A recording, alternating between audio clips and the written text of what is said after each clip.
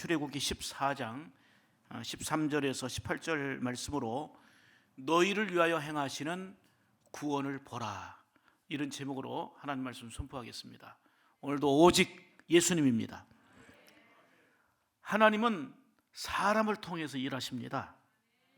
그분은 전능하신데요, 모든 것을 하실 수 있는 전능하신 분인데 믿음을 가진 사람을 통해서 일하시고 역사하십니다.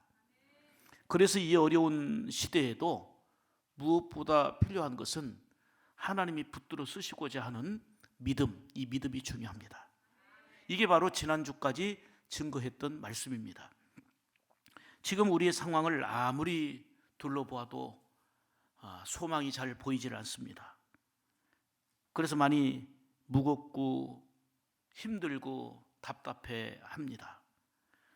코로나가 조금 진정된 듯 하더니 기독교 관련 대안학교에서 집단적으로 또 발생하며 대전, 광주 곳곳으로 퍼지고 있습니다. 기독교가 집중적인 욕을 먹고 있습니다. 어떤 사람은 담벼락에 계란을 투척하면서 분풀이하고 해도 너무한다는 식의 집중 포화가 있습니다. 여기서 우리는 두 가지 마음을 가집니다. 하나는 어떻든 교회가 반성할 것은 반성하고 더욱더 빛을 발하기 위하여 힘쓰고 노력하자는 것입니다. 그래서 그 잘못을 그리스도인으로서 내가 한 것처럼 여기고 우리 교회가 한 것으로, 우리 그리스도인인 내 자신이 한 것으로 여기고 죄송합니다, 사과합니다, 그리스도인으로서 더욱더 잘하겠습니다, 이런 자세가 필요합니다. 또 하나는 남들이 눈여겨보지도 않는 아주 작은 언론에서 나온 얘기입니다마는 어느 한 교육기관에서 발생한 거지 교회가 예배드리면서 확진자가 나온 것도 아닌데 왜 또 학교에서 나온 것도 종교발, 교회발 하면서 교회에 대한 여론을 악화시키는 지적입니다. 확진자가 발생하면 그 학교를 폐쇄하고 그 학교를 징계하고 그 학교에 방역하면 되는 건데 왜 기독교 정신으로 세워진 학교라고 해서 전국 교회를 또 집중 포화하냐 하는 이런 여론이 작은 신문에 나와 있는데 별로 눈여겨보지도 않는 신문입니다. 대부분의 교회들은 철저하게 1년간 방역 수칙을 지키며 왔습니다. 우리 교회도 아시다시피 예배 전 예배 후 철저하게 방역을 1년간 해왔고 또 다 마스크 쓰고 있고 손소독하고 있고 열 체크하고 있고 그리고 1년 이상 구역셀 모임도 안 갔고 각종 소모임도 갖지 않고 헌신 예배 한번 못 드렸고 그리고 식사 모임도 1년 동안 하지 않았습니다. 어느 직장에서 식사 모임 안 합니까? 어느 직장이 출근 안 합니까? 다 하지만 교회는 철저하게 지켰습니다. 할 수만 있는 대로 방역 지침을 따라 준수하며 최선을 다해 협조하고 조심해 왔습니다. 앞으로도 더욱더 그리스도인으로서 세상 사람들에게 벌이 되기 위하여 힘써야 하는 것은 지속적으로 우리가 할 일입니다. 하지만 세상적인 여론과 집중 포화로 인해서 신앙의 본질과 예배에 대한 중심이 흔들리거나 희미해져서는 결코 아니 됩니다. 우리는 예배를 생명의 가치로 여기지만 세상의 관점에서 볼 때는 교회 가는 일을 하나의 동아리 모임, 하나의 친목 모임 정도로 여깁니다. 그러기에 이런 코로나 시국에 그런 친목 모임에 꼭 가야 되나? 이 코로나 시기에 꼭 그런 모임 가야 되나? 좀 자제하지. 제발 예배 좀 참으면 안 돼. 이런 식으로 합니다. 이게 바로 세상적 반응입니다.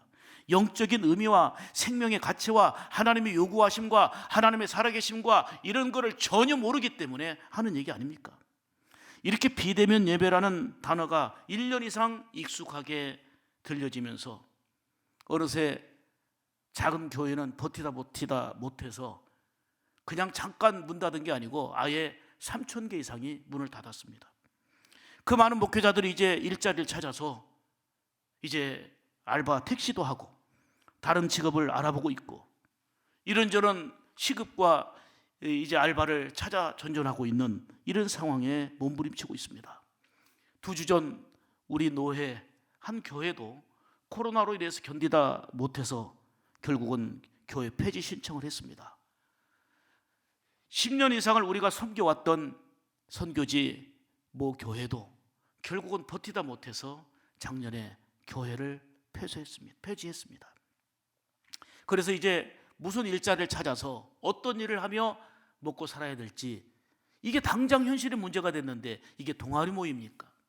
이게 친교 모임입니까? 물론 먹고 살자고 하는 건 아니지만 예배의 가치와 예배의 생명을 모르는 세상적인 관점과 잣대를 가지고 들이대는 이런 경우가 많이 있습니다.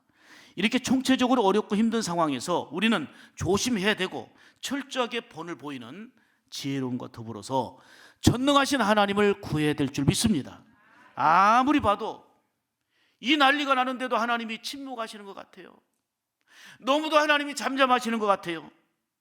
이렇게 욕을 먹고 곳곳에서 무너져가는 소리가 들리는데도 가만히 계시는 것만 같아요. 그렇지만 분명한 것은 하나님은 살아계십니다. 하나님은 때가 되매 역사하시는 것입니다. 불꽃 같은 눈으로 우리를 살펴 지켜주시고 반드시 믿는 자 속에 일하시고 역사하십니다. 이제 조금 이따 부를 찬송입니다마는 너 근심 걱정 말아라, 주 너를 지키리. 아무 때나 어디서나 주 너를 지키리. 늘 지켜주시리. 아멘이십니까? 아무리 캄캄하고 답답한 일이 계속되어도 하나님의 일하심을 보면 소망이 보이고요, 새로운 희망이 보이는 겁니다. 여러분, 믿음은 맡기는 거라 말씀드렸죠. 고민하며 염려하는 문제, 근심 걱정을 주님께 맡기는 것입니다. 자, 우리가 믿음으로 맡기면 주님이 일하십니다. 시편 55편 22절에도 말씀하기를 내 짐을 여호와께 뭐하라 그랬어요? 맡기라 그랬어요. 수고하고 근심하고 염려하는 짐을 맡기라는 거예요. 그러면 그가, 하나님이 누구를? 너를, 믿음으로 맡기는 너를, 믿음 있는 자를 붙드시고, 아멘이지요, 의인의 믿음의 사람의 요동함을 영영히 허락하지 아니하시리로다. 살아계신 하나님의 말씀입니다. 오늘 본문의 내용은 430년 동안 애굽 압제 속에서 그야말로 사는 것도 사는 것이 아니고 끔찍한 노예 생활하던 이스라엘 백성들이 하나님의 은혜로 해방하게 되는, 출애굽하게 되는 감격을 누리는 장면입니다. 기쁨과 희망 속에서 힘찬 발걸음을, 자유의 발걸음을 내딛게 된 것입니다. 그런데 10가지 재앙으로 얻어맞고 얻어맞아서 두 손들을 항복했던 바로가 마음이 변해가지고 군대를 보내어서 이스라엘 백성들을 뒤쫓아간 것입니다. 가만히 뒤에 보니 앞에는 홍해고 뒤에는 이스라엘 군사들이 쫓아오고 있으니 이런 위기가 어디 있습니까?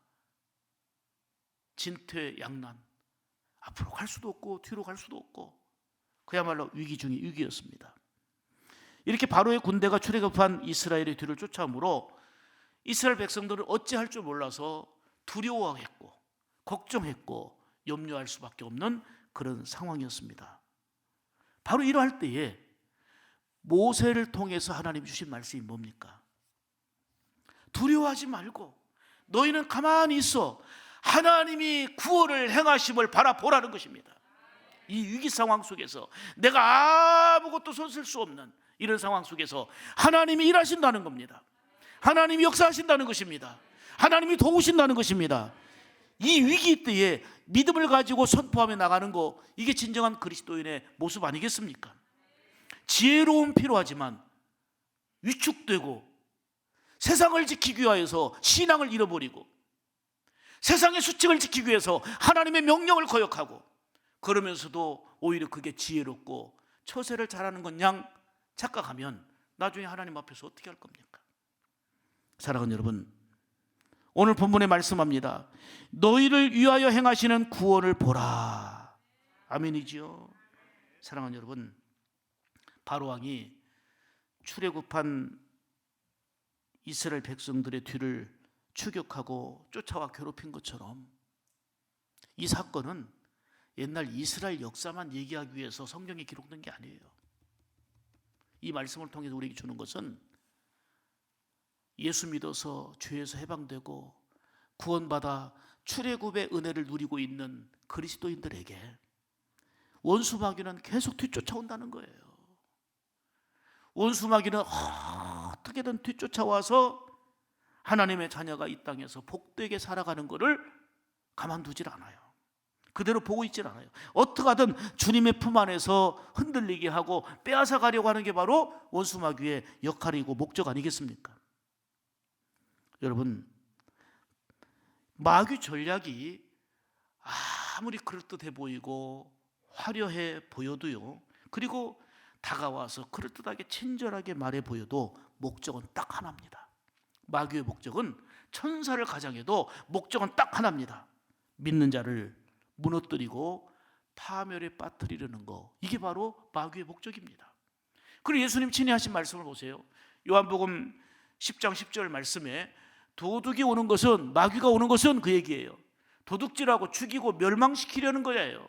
아무리 친절하게 다가와도 그럴듯한 얘기를 해도 죽이고 멸망시키려고 오는 거란 말이에요. 믿는 자를 혼란시키려고 하는 거예요. 그러나 내가 온 것은, 예수님이 오신 것은 양으로 생명을 얻게 하고 더 풍성히 얻게 하려는 것이라.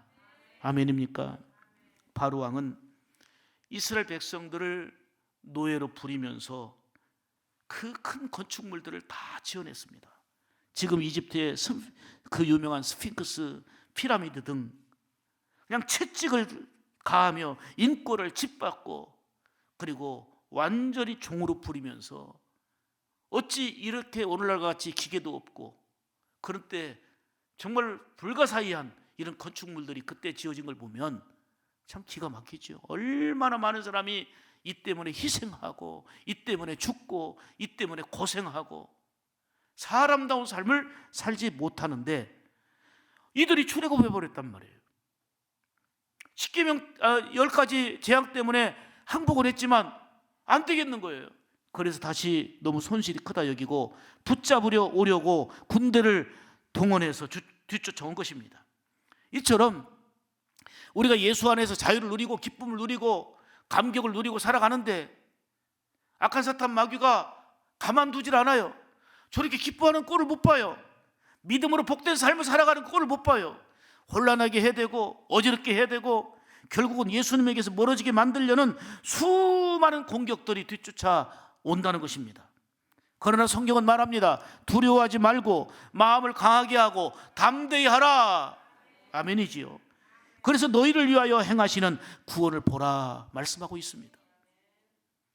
너희를 위하여 행하시는 구원을 보라는 말씀을 통해서 오늘도 3가지로 말씀을 증거합니다. 첫째로, 너희를 위하여 행하시는 구원을 보라는 말씀은 하나님이 함께 하심을 믿고 부르짖어 기도하라는 것입니다.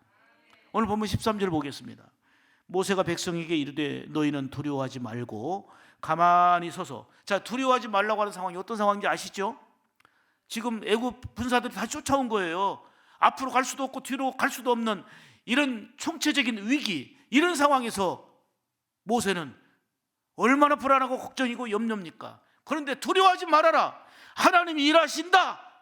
하나님이 역사하신다. 아멘이지요. 세상적인 관점에서 볼 때는 웃기는 거지요. 지금 도망가도 시원찮은데 무슨 소리 하느냐. 그러나 하나님의 살아계심을 믿는 자에게는 앞이 막히고 뒤가 막혀도 하나님이 일하시면 열리는 거예요. 홍해가 갈라진 걸 보고 찬양하는 게 아니고 홍해가 막혀 있지만 하나님의 일하심을 볼 수 있는 거, 그게 믿음 아니겠습니까? 이 위기 상황 속에서 염려하지 말고 부르짖어 기도하라는 것입니다. 그러면서 원망하는 말, 불평하는 말, 믿음이 없는 말은 하지 말고 하나님이 하시는 놀라운 일을 바라보라. 이 바라보는 것은 누가 바라보느냐? 믿음 있는 자가 보는 거예요. 이스라엘 백성들을 보십시오. 정말 치가 떨린 노예 생활을 벗어나서 출애굽으로 해방의 기쁨을 누리는 그 찰나에 애국 군사들이 뒤쫓아왔으니 얼마나 두려움에 빠졌겠습니까? 10절 보세요. 눈을 들어본 즉 애굽 사람들이 자기들 뒤에 이른지라. 이스라엘 자손이 어떻게 했어요? 심히 두려워하여. 두려울 수밖에 없죠. 이 상황을 말씀드린 대로. 그런데 이 두려울 때 어떻게 했어요? 여호와께 부르짖고. 아멘. 여러분, 심히 두려웠습니다. 그러나 그들은 이 두려운 상황 속에서 하나님께 부르짖고 하나님을 간절히 찾은 겁니다. 하나님은 부르짖어 기도하는 자를 외면하지 않으십니다. 아니, 반드시 들어주시고 응답해 주십니다. 예레미야 33장 3절에 말씀합니다. 너는 내게 부르짖으라. 내가 내게 응답하겠고. 내는 누구예요? 하나님이고 너는 누구예요? 부르짖는 자를 말하는 겁니다. 부르짖는 자에게 뭐 하겠다? 응답하겠고. 네가 부르짖어 기도하는 네가 알지 못하는 크고 비밀한 일을 보이리라. 염려와 걱정할 시간에 부르짖어 기도해야 합니다. 이것이 믿음의 사람의 모습이요, 하나님의 일하심을 보는 성도의 모습입니다. 어떤 어려움과 환난이 밀려올 때에 그 환경과 그 상황만을 보지 말고 하나님께서 함께 하신다고 하는 약속 붙들고 하나님을 바라보는, 이게 진정한 믿음의 사람의 모습입니다. 오늘 14절 보겠습니다. 여호와께서 너희를 위하여 싸우시리니. 할렐루야. 너희는 가만히 있을지어다. 두려움과 걱정과 염려하지 말고 너희를 위하여 친히 싸우시는 하나님을 바라보라는 거예요. 자, 이게 믿음의 가치에서 볼 때는 위로요, 희망이요, 소망이지만 세상적인 가치에서 볼 때는 우습지요. 뭔 소리야, 지금 이 위기 앞에서 하나님이 일하신다고? 지금 세상 돌아가는 거 봐. 그렇게 어려운데 하나님이 계셔? 하나님 침묵하고 계셔? 사랑하는 여러분, 믿는 자에게도 억울함이 있고 믿는 자에게도 고통이 있고 믿으나 안 믿으나 다 똑같이 어려움과 힘든 일은 있을 수 있어요. 그러나 궁극적으로 하나님은 역사를 주관하시고 우리의 삶을 주관하시고 변치 않는 영원하신 하나님이신 줄 믿습니다. 이 힘든 상황 속에서도 하나님이 함께 하신다는 거, 역사하신다는 것을 믿고 경험하라는 얘기입니다. 여러분, 주님의 다른 이름이 뭡니까? 임마누엘이에요. 임마누엘. 하나님이 우리와 함께 계시다는 거예요. 지난날에도 함께 하신 주님이 코로나의 위기와 어려움 속에서도 반드시 믿음의 사람과 함께 하심을 믿습니다. 다윗은 그렇게 하나님을 신실하게 섬겼지만 찾아오는 것은 핍박이었고 억울함이었고 고통이었습니다. 하나님을 그렇게 신실하게 이리 피하고 저리 피하면서도 믿음을 지켰지만 계속되는 위협과 억울함과 쫓기는 삶을 살아야 했습니다. 얼마든지 원망할 수 있었고 얼마든지 낙담할 수 있었고 얼마든지 실망하고 넘어질 수 있었습니다. 그런데 하나님이 함께 하심을 확신한 다윗은 그 어려운 중에도 하나님께 찬양을 올려드립니다.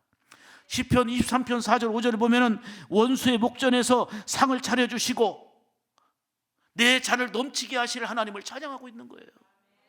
아멘입니까? 두 번째로 너희를 위하여 행하시는 구원을 보라는 말씀은 하나님이 일하시며 해결해 주신다는 거예요. 자, 13절 다시 봅니다. 너희는 두려워하지 말고 가만히 서서 여호와께서 오늘 너희를 위하여 행하시는 구원을 보라. 내 힘으로 할 수 없는 위기의 상황 속에서 믿는 자로서 해야 될 일은 부르짖어 기도하는 것입니다. 기도는 묵상 기도도 있고요, 경건하게 주님을 바라보는 것도 있지만 부르짖어 기도한다는 것은 목이 쇠도록 매달려 온 힘을 다하여 우리 하나님 앞에 간청하는 거 아니겠습니까? 여기서 모세의 외침을 보십시오. 두려워하지 말고 그랬어요. 하나님의 모든 것을 보시고 아시고 도우실 것이니 두려워하지 말라는 것입니다. 그 다음에 가만히 서서, 자꾸 이럴 때 믿음 없을 때 가만히 있지 않으면 부정적인 그리고 불신의 이런 행동만 하게 되거든요. 가만히 있으라는 거예요. 가만히 있으라는 거예요. 온갖 인간적인 방법으로 애달지 말고 하나님께 더욱더 맡기라는 것입니다. 그리고 하나님이 오늘 너희를 위하여 행하시는 구원을 보라. 반드시 하나님이 섭리하시고 반드시 하나님이 일하신다는 것입니다. 보세요. 홍해가 딱 가로막혀 있을 때에 이스라엘 백성들이 할 수 있는 일은 하나도 없었어요. 발을 동동 구르고 심히 두려움밖에 없었어요. 뒤에서 애국 군사가 쫓아오니까. 그런데 그 홍해의 길을 하나님이 열어주셨습니다. 열린 길로 이스라엘 백성들을 지나가게 하시고 뒤쫓아오는 애국 군사들은 다시 물을 덮으셔가지고 심판하셨어요. 물에 수상시켰어요. 하나님이 하신 것입니다. 여기서 백성들은 와, 하나님은 살아계시구나 춤추며 찬양하며 하나님께 영광 돌리지 않습니까? 출애굽기 15장을 보면 하나님이 하신 일에 대해서 이렇게 감사하고 찬양하고 있습니다. 특히 1절 2절 보면 여호와는 나의 뭐라고 그랬어요? 힘이요. 아멘이죠. 여호와는 나의 구원이시로다. 그는 누구의 하나님? 나의 하나님이시라는 거예요. 내가 하나님을 뭐 할 것이라? 찬송할 것이라. 아멘. 그리고 내 아버지의 하나님이시니 내가 그를 뭐 하리라? 영광 돌린다는 거예요. 나의 힘이 되시고 나의 구원이시고 나의 하나님이신 하나님이 일하십니다. 하나님이 역사하십니다. 우리는 하나님을 찬송하고 하나님을 높여 영광 돌리는 이런 삶이 되어야 될 줄 믿습니다. 그렇습니다. 위기와 어려움이 있지만 믿음으로 살아갈 때에 하나님의 일하심을 보게 됩니다. 이게 만약에 옛날 옛적 동화고 역사라면 이걸 우리가 더 이상 가질 필요가 없고 읽을 필요가 없습니다. 오늘도 동일하게 역사하시는 살아계신 하나님의 말씀입니다. 그러므로 더욱더 주님을 크게 바라보고 우리가 할 일은 부르짖어 기도하는 것입니다. 반드시 우리를 위하여 일하심을 보게 될 것입니다. 그 결과 하나님께 영광 돌리고 기쁨으로 찬송하는 감격이 이스라엘 백성들과 같이 바로 우리의 몫이 되어야 합니다. 지금 이게 영상으로 나가기 때문에 자세한 내용을 말씀드리기가 그래요. 이따 광고 시간에 잠깐 중보기도 말씀드리겠지만 엄청난 이 지구촌 한 곳에 핍박이 일어나고 있고 지금 더 자세히 알아봐야 되겠지만 지금 당장 있었던 일도 아니고 10여 년 전부터 해왔던 일인데 큐티집 발행해서 중국어로 번역해서 성도들에게 하나님의 말씀의 양식을 먹게 했다는 것 때문에 반역죄가 되어서 평생을 감옥에 집어넣고 있으려고 합니다. 다른 선교사하고 교류해서 도와줬다고 하는 이유 때문에 그게 반역죄가 되어서 꼼짝을 못하게 하고 80여 명의 사람들이 다 잡혀간 게 아니고 그들을 하나씩 불러갖고 너도 큐티했지? 너도 하나님 말씀 들어본 적 있지? 이거를 확인해서 더 큰 죄를 가중시키려고 하는 이런 위험한 상황이 지금 지구촌 한쪽에서 있습니다. 성경에서만 어려운 믿음 지키다 어려운 게 아니고 성경의 사람들만 믿음 지키다가 죽은 게 아니고 지금 이 지구촌 한 곳에서는 믿음 지키는 것 때문에 핍박받고 억울하고 또 순교의 위험에 처하는 이런 상황에 있을 수 있습니다. 사랑하는 여러분, 말씀의 가치, 예배의 가치, 신앙의 가치는 동아리 모임 가도 되고 안 가도 되고 친목회 가도 되고 안 가도의 그런 차원이 아닙니다. 밤이나 낮이나 지혜롭게 하고 주의하고 철저하게 조심하는 것은 누구보다도 더 철저히 해야 되지만 이 생명의 가치를 잃어버리면 다 잃어버리는 것입니다. 부르짖어 기도하고 하나님이 일하심을 바라볼 때에 아직은 미동도 없고 아무런 흔적이 없어 보이지만 살아계신 하나님이 보시고 불꽃 같은 눈으로 역사하시고 반드시 일하시는 순간이 올 줄로 믿습니다. 세 번째는 너희를 위하여 행하시는 구원을 보라는 말씀은 하나님의 살아계심을 알게 하신다는 것입니다. 13절 다시 봅니다. 너희는 두려워하지 말고 가만히 있어서 여호와께서 오늘 너희를 위하여 행하시는 구원을 보라. 이스라엘 백성이 고난과 어려움 속에서 승리했던 것은 그들의 지략과 전략 때문이 아니고 하나님이 함께 하셨기 때문입니다. 수많은 대적의 어려움 속에서도 하나님이 그 올무에서 벗어나게 하셨고 진퇴양난의 위기 속에서도 하나님이 기적같이 길을 열어주셔서 하나님이 살아계심을 보여주신 거 아닙니까? 그렇습니다. 너희를 위하여 행하는 구원을 보라 하는 말씀은 하나님의 살아계심을 이 땅에 알게 하게 하시겠다는 것입니다. 출애굽기 14장 4절 말씀 보시면요, 내가 그와 온 군대를 인하여 영광을 얻어 애굽 사람으로 나를 누구인 줄 알게 하리라. 이때가 올 것입니다.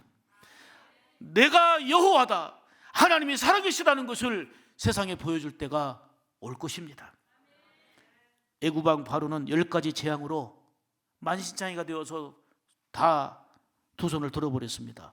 살아계신 하나님을 알고 두려움에 빠진 것이지요. 그래서 할 수 없이 이스라엘 백성들을 내어주었습니다. 그러나 곧바로 마음이 변해서 군대를 이끌고 출애굽하는 이스라엘을 추격했습니다. 어떻게 할 수 없는 위기 속에서 이스라엘 백성들은 두려움에 빠졌던 거 아닙니까? 이때 하나님이 일하셨습니다. 애국 군대를 혼란케 하셨고 뒤쫓아가는 애국 군사의 병거들을 굴러가지 못하도록 하셨습니다.